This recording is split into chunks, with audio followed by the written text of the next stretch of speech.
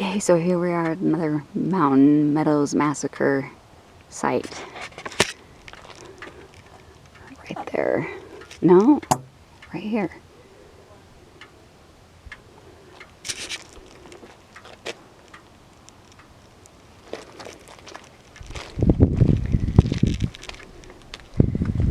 We're gonna hike up this little trail.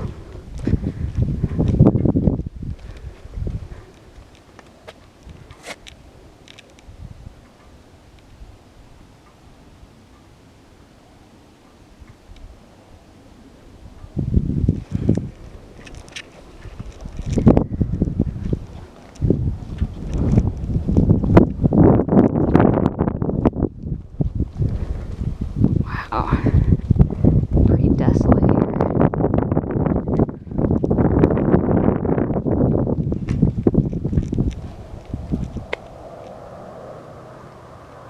There's snow on the mountains, though, kind of pretty.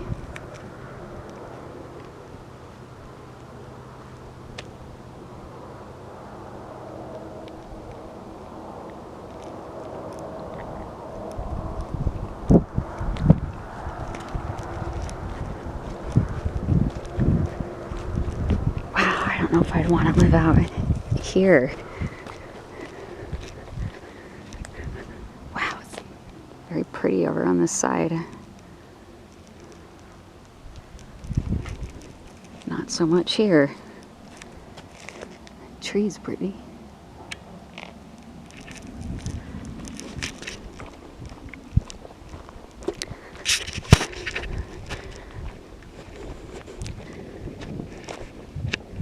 Oh, that's cool. That's sad.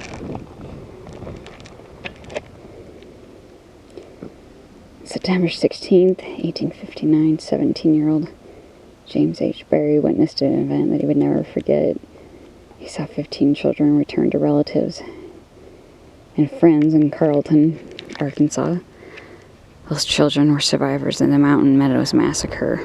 They were escorted by a group of their relatives, led by Arkansas Senator William C. Mitchell. 2 other children would return in January 1860. On February 11, 1907, James H. Berry stood before the United States Senate in Washington, D.C. By that time, he was a senator himself, and he had also served as governor of Arkansas. He was a veteran of military battles, including one in which he had lost his leg. His fellow senators listened as he shared his personal connection to the victims of the Meadows Massacre. In 1857, I lived in the county of Carroll in the state of Arkansas. In the spring of that year, there left that county and 2 adjoining counties between 140 and 150, including men, women, and children, immigrants for California. They consisted of the best citizens in that country. It was a large train. It excited large interest throughout the section of the county from which they went. They had about 600 head of cattle, several mule teams, a number of wagons, and each head of a family had more or less money. Late in the fall or the early winter, the news came back that the train had been assaulted far out west and every soul had perished. Later on, there came news that some of the children, how many we did not know at that time, were saved, and that they were in the hands of the Mormons in Utah. Our senators and representatives here called upon the Interior Department. An agent was sent there by the Commissioner of Indian Affairs. He gathered those children together who had been preserved from the massacre. I was a boy 17 years old on that day when they were brought to the village courthouse. I saw them as they were lined up on the benches, and Senator Mitchell told the people whose children they were, at least whose he thought they were. One little girl I distinctly remember had an arm broken by a gunshot wound. It had not united, and the arm hung dangling by her side. I have seen much of life since that day. I have seen war along the lines of the border states and all its horrors. Hi. Hi.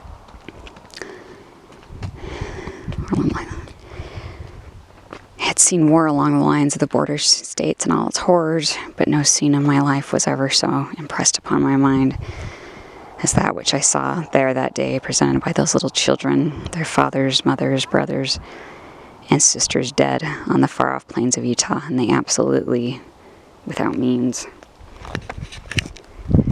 It's crazy.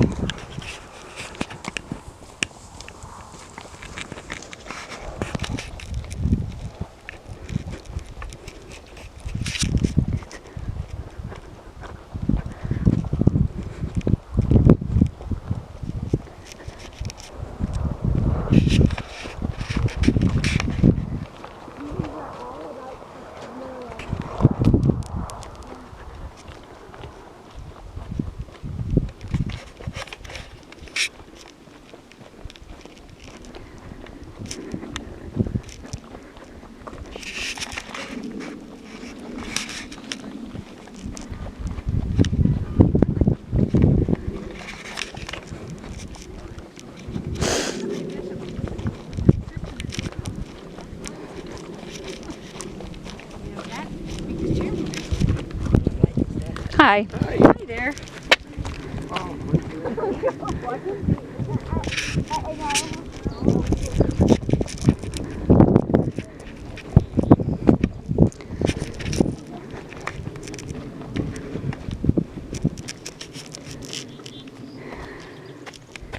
Leaders of the Arkansas wagon train.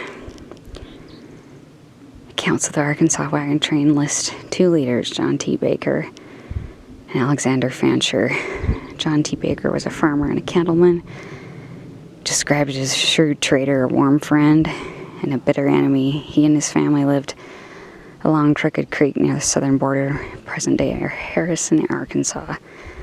In 1857, Baker led a group of relatives, acquaintances, and others in a wagon caravan headed to California, where he and his son, John H. Baker, had previously spent some time. He took 138 head of fine stock cattle, 9 yoke of oxen, 2 mules, 1 mare, 1 large ox wagon, guns, saddles, bridles, camp equipment, and provisions for himself, 5 work hands, 3 of his adults.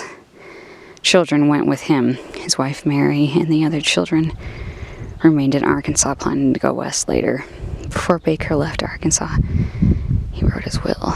He acknowledged that he knew the uncertainty of life and death, and the certainty of death, but not the time of his dissolution. He said, "First I will at my death, my body a decent burial in the bosom of its mother earth, and my spirit to the God who gave it."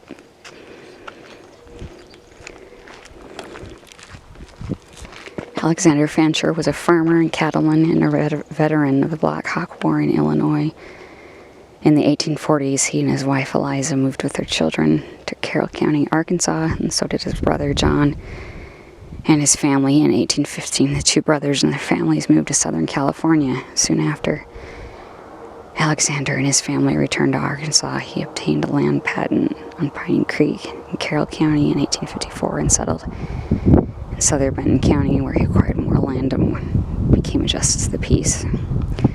Tradition suggests that Alexander, like John T. Baker, recruited family members, neighbors, and perhaps others to go to California. In 1857, he and Eliza and their 9 children set out the adventure together. They took 6 yoke of oxen, 8 mules, 3 horses, 4 wagons, and as many as 200 head of cattle. All these immigrants crossed the plains and went through the Rocky Mountains. They journeyed together from the Salt Lake City area southward through Utah Territory. In September 1857, the massacre of Mountain Meadows cut their journey tragically short and denied John T. Baker's request for a decent burial. Baker was brutally murdered, along with his 3 children who were with him, 1 grandchild, a son-in-law, and a daughter-in-law. Alexander and Eliza Fancher were also murdered, as were 7 other children. 3 Baker grandchildren and 2 Fancher children survived. 2 years later, they and 12 others surviving children returned to the care of relatives in Arkansas.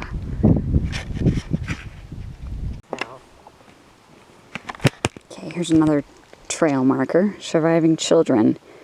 In 1859, Major James H. Carleton interviewed Miss Rachel Hamblin, who lived a few miles north of the massacre field. Major Carlton carefully recorded her account to the surviving children who were brought to her home on September 11th, 1857, after witnessing the murder of their parents.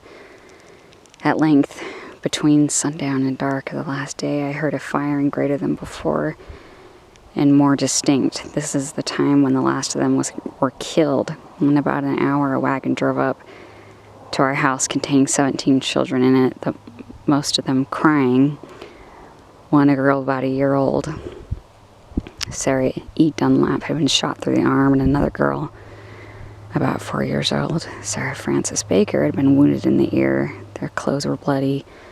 The little girl who was shot through the arm could not well be moved. She had two sisters, Rebecca and Louisa, one 7 and the other 5. Records show they were ages 6 and 4, who seemed to be greatly attached to her. Persuaded John D. Lee not to separate them, but to let me have all 3 of them. Then he finally agreed to, and the children stayed with me. And I nursed the wounded child, though she has lost forever the use of her arm. The next day, Lee and the rest started up the road with all the rest of the children in a wagon, and the Indians scattered off. Wow. Crazy sad.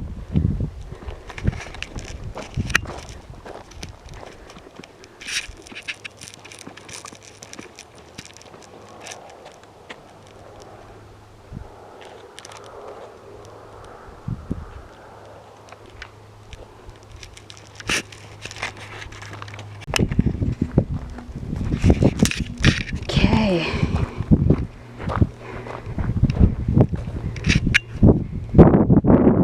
Here's the thing that the LDS Church erected.